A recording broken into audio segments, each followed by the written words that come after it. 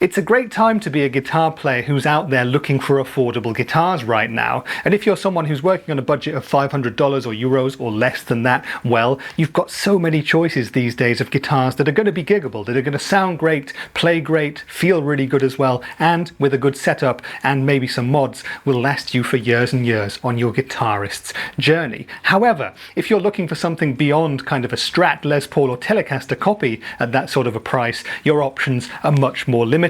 Enter, though, this guitar. This is the Hartwood Deytona II, and this is certainly something very different for a price of about 350 euros, $300 or 300 Great British pounds. Now, Hartwood guitars, for those of you unfamiliar with the brand, are a brand of the Gear for Music store, and I should just say that Gear for Music approached me to make this video and they sent me this guitar to make it, just so you guys know that. But the Deytona II is very much an original, affordable guitar. It doesn't really look like anything else. It's kind of got the DNA of something like a Firebird in it. That's probably the closest that I can think of, but it's a very small guitar too. It also reminds me, kind of bizarrely, of a left-handed Reverend guitar. Maybe I can put a shot up of one of those just so you can see what I mean. But this is something much more original than you would expect from many other brands that are making affordable or entry-level guitars. So what I'm going to do in this video then is, first I'll tell you about the specs and the features of this guitar, then I'll play it for you in as many different musical stylings as I can possibly manage,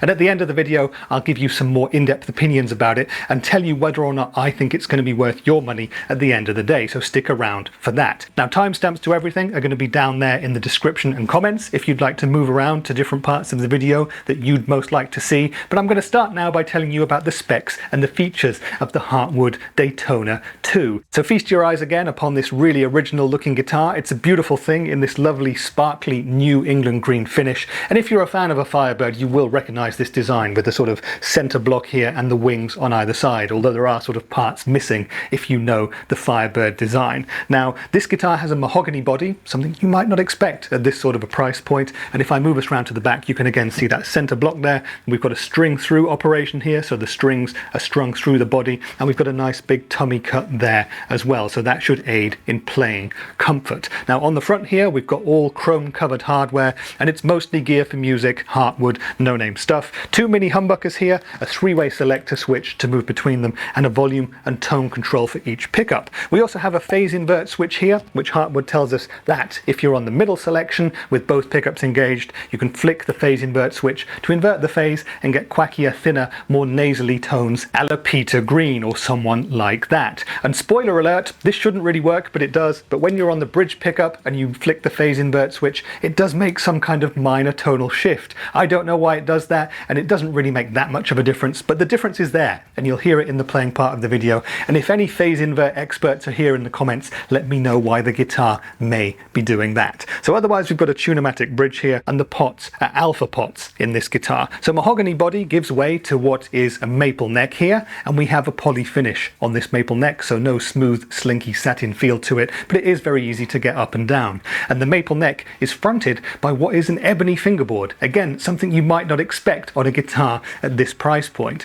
Now, we have 22 medium-sized frets on this guitar and some pretty cool inlays going on here as well. I really like those. And the fingerboard radius is 14 inches. Now, that's very flat, very modern feeling, like lots of your Ibanez's and guitars like that of today, so it's going to be very good for soloing if you can get up to the top end. The upper fret access is not going to be the best on a guitar design like this, but very comfortable nonetheless. Now, the scale length of this guitar is 25.5 inches. That's your Fender scale length, and we've got a bone nut on this guitar as well. In terms of the neck profile, for me, it's actually much chunkier than I would have expected it to be. It starts down at the bottom with a sort of medium to slightly chunky C shape, which becomes a really rather chunky C shape the further you move up. It's a really nice, almost vintage feeling neck. It's a really, really cool thing. And here's the Hartwood headstock. We've got that beautiful New England green finish again, which I think is a really nice touch, again, especially at this price point. And on the back, 6-in-line vintage style tuners. So this is the Hartwood Guitars Deytona II, and what we're going to do next is play it. Now, if you know my channel, you'll know that I'm a big fan of mini humbucking pickups, and I'm really excited to hear how these ones work in terms of the different genres of music that I personally play.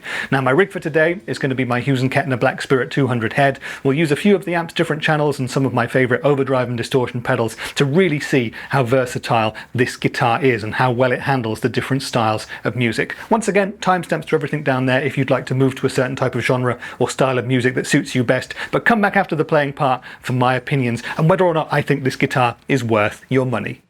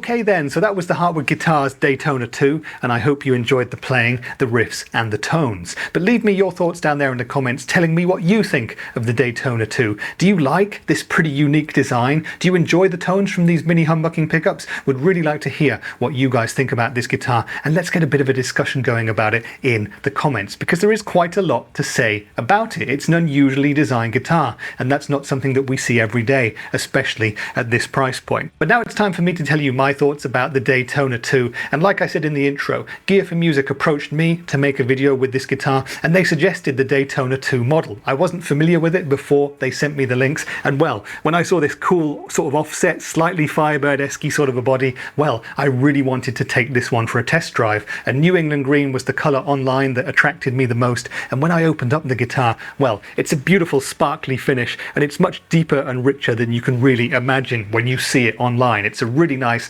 eye-catching finish of a guitar. It's a very small body too. I was taken by that straight away as well. It is kind of like a shrunken Firebird with sort of bits missing too. Now generally my most sort of smallest, slinkiest guitar is my green Epiphone SG that you've seen in a bunch of videos on this channel, and I'll throw in some b-roll now where you can see me kind of doing a size differential check between the Daytona II and my Epiphone SG, and I'll also do one with the Daytona II and my favourite Fender Telecaster, so you can kind of measure it against a Tele as well. And I don't have a Firebird here at home, but I do have an Ibanez Iceman. That's the biggest, sort of most unwieldy guitar that I have, and I'll also do a little shot where you can see how small the Daytona II looks compared to the Iceman. So it's a small guitar. It's going to be great for smaller people learning as well as larger people like me. I guess the other question that I had based on the shape of the body was going to be, how does it balance when you're playing it with a strap? And the answer is, well, you can see that too. It does suffer from neck dive like an SG style guitar would, but that's not really a problem for me personally. However,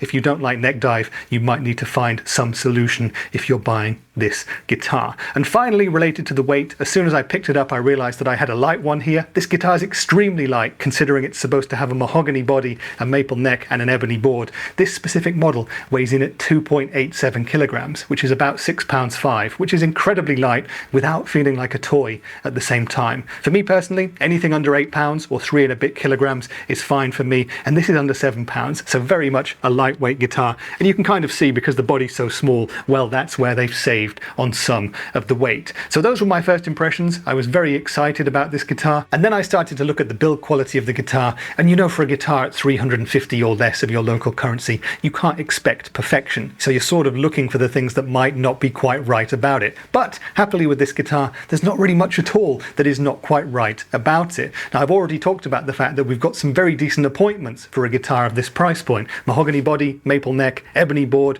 bone nut as well. These are all very, very decent things to have at this price point, and they all make it a more expensive feeling guitar than it kind of has any right to be in some ways. Now, with the rest of the hardware, for example the no-name tuners up here, these might look fairly rudimentary, but they've been doing a very decent job for me as well. This guitar's tuning is very stable. That's probably also got something to do with the fact that the bone nut has been cut fairly well, and the setup straight out of the box with this guitar was decent too. Now, the neck has been done well, 22 medium frets are nice and smooth, no problem at all. The action and the intonation was decent enough, and the neck is a very comfy and easy to get up and down one as well. The neck has a poly finish. I would prefer a satin finish if I can get one, but that's just a personal taste thing at the end of the day. And down at the body, the pickups, the electronics and the switches, they all do the jobs that you could expect of them with no problems whatsoever. Now, there is that one slightly weird anomaly that the phase invert switch also does something when you just have the bridge humbucker engaged, but that's just a nice extra thing to have. Why not use it if you can get it? The playability of the Daytona II is actually really decent as well. Now, this guitar has a different body shape that might take some getting used to, but because it's quite small, it's not going to be overbearing for anybody. Now, if you like a bigger guitar, well, search out a bigger guitar, of course, and if you don't like neck dive either, well, look elsewhere too. However, for me personally, I really like this body shape. Everything is easy to get to. I'm not someone who's up on the higher frets at all times, so I don't need great access to those frets anyway. I like the tummy cup on the back of the guitar too, and I really like this medium to chunky maple / ebony neck. It's a really decent guitar to play, and a lot of fun to play as well. But the other key thing to talk about is, of course, how the guitar sounds. Now, when I got this guitar sent to me, I was really wondering, how decent are these Hartwood mini humbuckers going to really be? And I'm really pleasantly surprised again at how decent they are, how beefy they can be with some gain in them, and how versatile they are too. And this phase invert switch does actually come into its its own for some playing styles. Now, we started on the clean channel of the amp, and I found straight away that these are pretty low output humbuckers, so you might want to boost your signal a bit, but you got some lovely sweet tones out of them. On the neck pickup we had classic warmer tones, on the bridge pickup some more spanky sort of sounds, and here you can really hear that a mini humbucker is kind of like a thinner sounding humbucker that has that beef and oomph, but it has that clarity and bite of a single coil at the same time, and that's why they're such a cool pickup. So that's really great as well. And having the two pickups together in the middle setting, lovely for arpeggios, great for funky stuff as well. And using that phase invert switch, well, we got some thinner tones too, which really worked for me for country stuff and other strumming sort of sounds. So overall, the Daytona II is a really versatile guitar for clean tones. Now, when we added in a bit of gain, courtesy of my recently acquired Marshall 1959 Super Lead pedal, fantastic pedal by the way, full and detailed video elsewhere on my channel if you'd like to see that, well, this guitar sprang to life. On the bridge humbucker we had some fantastic alternative rock tones, thick and biting and aggressive, but not too shrill or brittle or anything like that. And on the other pickup selection options, really thick and warm, and they just work so well for the styles of music that I personally enjoy. And as I wound up the gain on the pedal and did some classic rock stuff, some AC/DC, some airborne style riffs, well, the bridge humbucker on this guitar does some fantastic mid-pushed, thick, fat stadium rock tones. It's great for that, and moving across to the neck pickup, you get some really nice, almost Hendrixy sort of rock tones as well. Now, the neck pickup on this guitar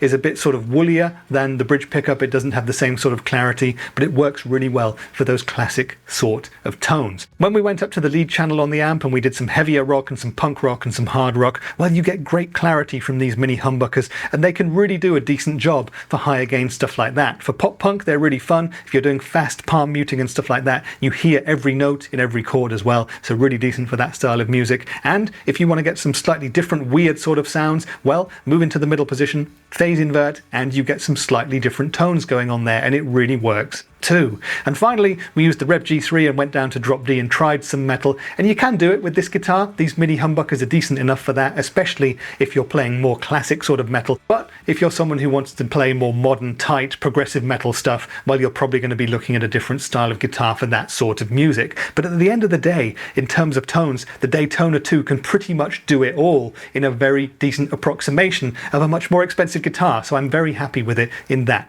respect. But if you've been watching this video and you kind of like the idea of the Daytona II, but you're wondering what else is out there, well, there are not that many guitars out there with mini humbuckers, especially at this price point. It's really sad, actually. More guitar builders, if any of you are watching this, you should build more guitars with mini humbuckers, please. Now, if you want to keep the Daytona vibes, you could go for the Daytona or Daytona 1, which is the single humbucker equipped version of this guitar. It's going to be like a junior Firebird or something like that, a very unique proposition again. But in terms of other brands at affordable price points who are building guitars with mini humbuckers, there really aren't that many. Now, the one that I have a personal affinity to is going to be the vintage V100 WR. WR stands for wine red. That's a beautiful single cut Les Paul style of guitar with Wilkinson mini humbuckers in it, and it's a fantastic, really awesome instrument, and there's a video on that somewhere else on my channel, linked to it there, and you can watch that later. Wonderful sounding guitar. I think that guitar's been discontinued, but if you ever see one used anywhere near you, check it out, because it was a really awesome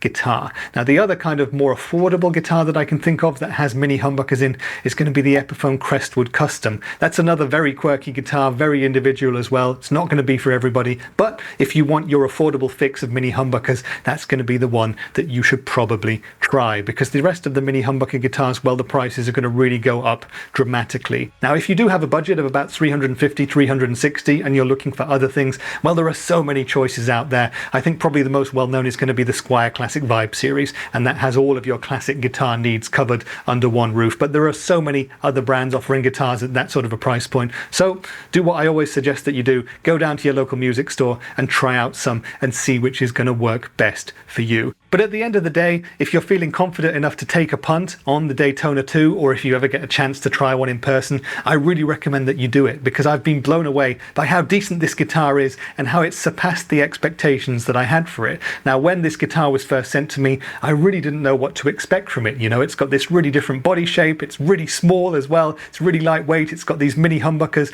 It was a totally unknown quantity, but at the same time, it costs about 350 of my local currency, and it has a mahogany mahogany body and a bone nut and an ebony fingerboard, so I thought there must be something to it. And when I got it out of the box, straight away, I almost fell in love with how cool it is and how quirky it is. And for me, being someone who likes to play indie rock and alternative rock, well, this is going to be a guitar that's going to serve me for every aspect of those styles of music. It's going to look great on stages too, and it's just really fun to play. And in that regard, I can heartily recommend it for this price point. Again, for $350, you can't expect perfection. And of course, as with any new guitar, you should budget in the price of getting a setup done to this if you buy one new. But I'm confident that if you do, if you like similar styles of music to what you've heard during the demo part of this video, you'll be really pleased with the Daytona II. Now, I hope that this video has answered all of the questions that you may have had about this guitar, but if there's anything else you'd like to know, drop me a line down there in the comments and I shall do my best to answer you. And if you'd like to see me do videos with any more Hartwood gear in future,